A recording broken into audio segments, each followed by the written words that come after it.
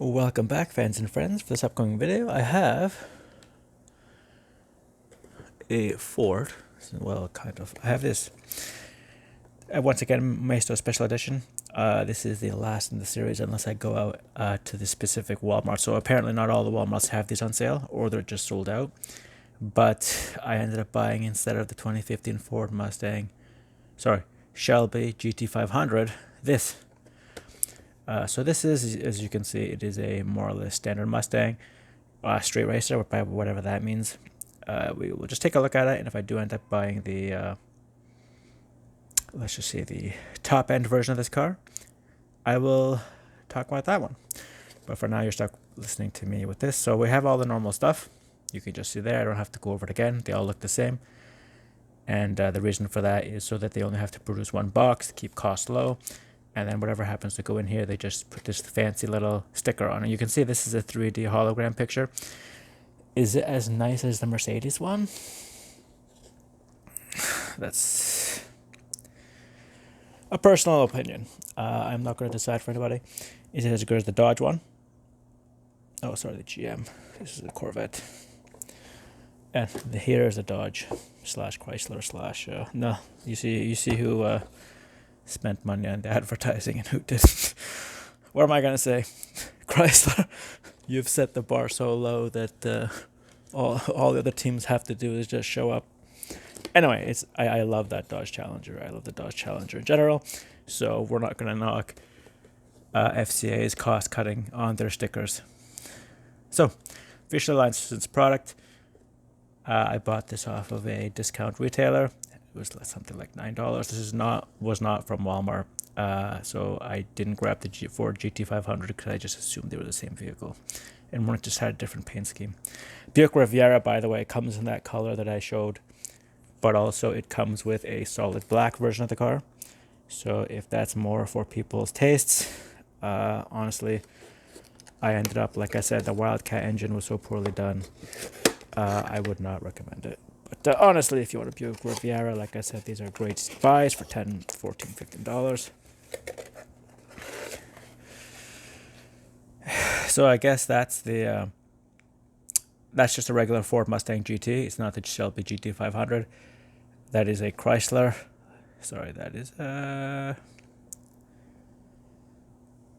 can't see. It doesn't say the name on it, and I'm unsure if that's something with the white wall tires. And then there, obviously, we have a Lamborghini Terza Millennio. Really easy, really nice to say. But that's not for today. We will. All the other ones have the exact same three cars on the back of the box, so if you're wondering. So the one thing that's weird about this car, I don't know if it has cameras as the rearview mirrors. That's what it looks like to me, because those are not standard rearview mirrors. I don't know the legality of something called a street racer. If you want to take it on the road, specifically, for example. And so the one major thing about these, obviously, over the 118s, is the 118s will come with a plastic base, which is perfect for display. They do actually have enough clearance that you can actually put them inside the box with the doors open. These ones you cannot.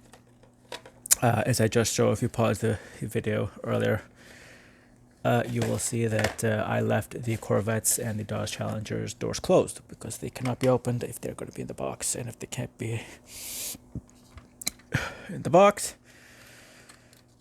so unfortunately these things gotta go, because you cannot open the doors and have the plastic, obviously, but also you see that for some unknown reason Maisto put the rubber band for the AMG and the Dodge Challenger, but for the Corvette and I think this car, you got the plastic strips.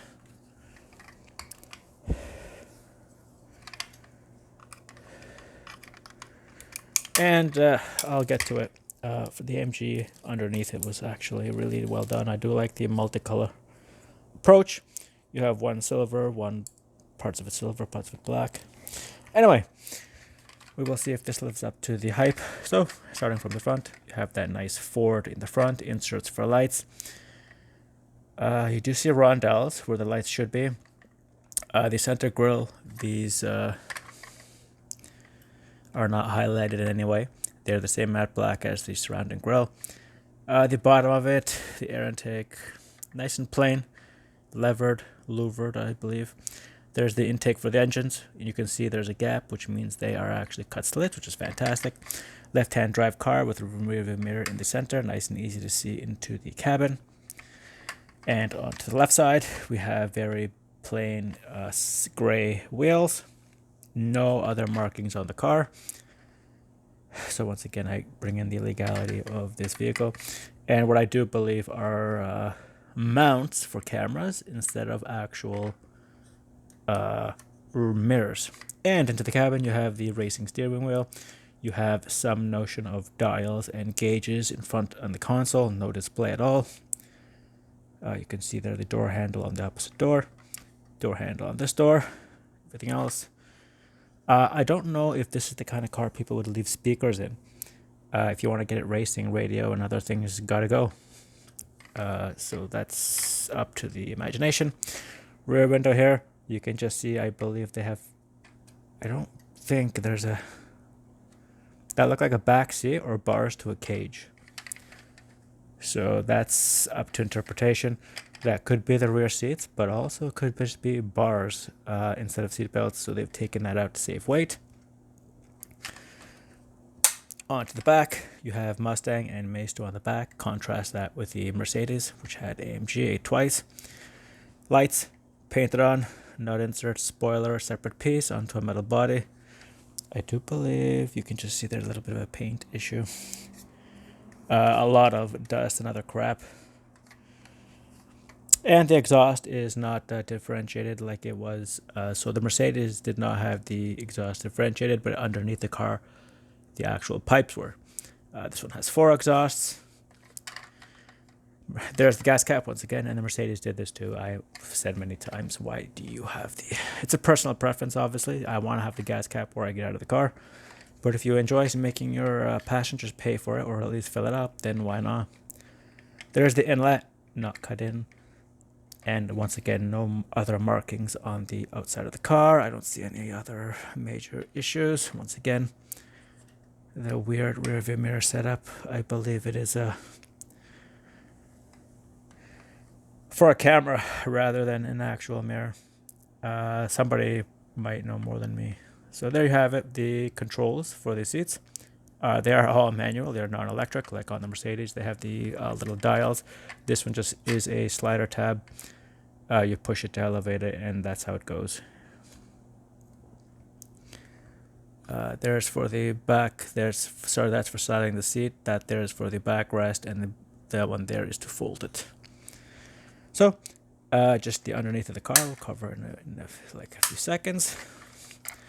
And that's what I was saying about the Mercedes. The exhaust to this car is just all the same color. It is quite well done. There you have, I believe, the gas tanks.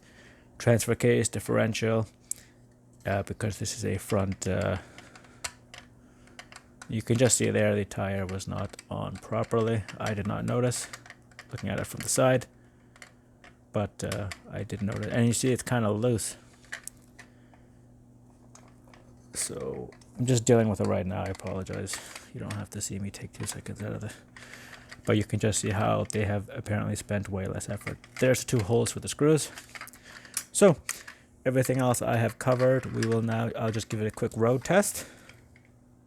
No wobbling, no grinding. Great. And then now the engine bay. So, once again, as great as the last 3 vehicles were, the Corvette, the Challenger, and the AMG GT. This one has a wider opening hood. You can just see there they've actually painted the pillars, which is great, but then the engine is all the same color, which makes things hard to see. This is the standard Mustang, I believe the 5-liter setup. You can just see there the air filter and everything else, and it is absolutely not differentiated. It just makes it harder to see. I don't have to bring in the Corvette or even the Dodge Challenger just to tell you what an actually well-done engine looks like. But this one, I mean, it's basically just stamped and shipped out, and here you are. And you can just see here the inserts where they've painted the screw of the insert to look like the actual light, which is great. but then you did this, so the engine looks not really unpresentable, but less presentable than the other three vehicles. And you can just see to the left the cabin rearview mirror. So I mean, the other thing too is if this is a street racer, not saying because I watched Fast and Furious, but they like to show off the engines. So you mean to tell me if you're going to drag race with somebody, you want to show them this? Don't worry, I won't use the AMG GT. I'll use the Dodge Challenger. Or you want to show them this? You see how differentiated it is? I'm not going to pop off the air filter or oil cooler, but it's way better done in those ones than it is in this one. Anyway, that's my opinion. Overall, though, not terribly done. It does look really nice. Just pop out the door. I like to display my M2s like this. Unfortunately, I cannot display the special editions like this unless they're taken out of the box, because I brought it up quite a few times. The box is too narrow. So, fans and friends, thanks for watching this video on the street racing version of a 2014 Mustang, which I believe is a Mustang GT. I cannot prove it because there are no markings on the car, but it does have about 75-85% the 5-liter engine of a regular Mustang. I don't believe this is the Shelby version of the engine, but I could be wrong. The one thing it is missing, though, I will say this from my experience at looking at cars and Ford Mustang engines, is the bar that goes across the deck of the engine. I don't see it at all there. Perhaps because it is an aftermarket engine. Anyway, that's it for this video. It's Thomas from Toronto. Thanks for watching, and until the next one.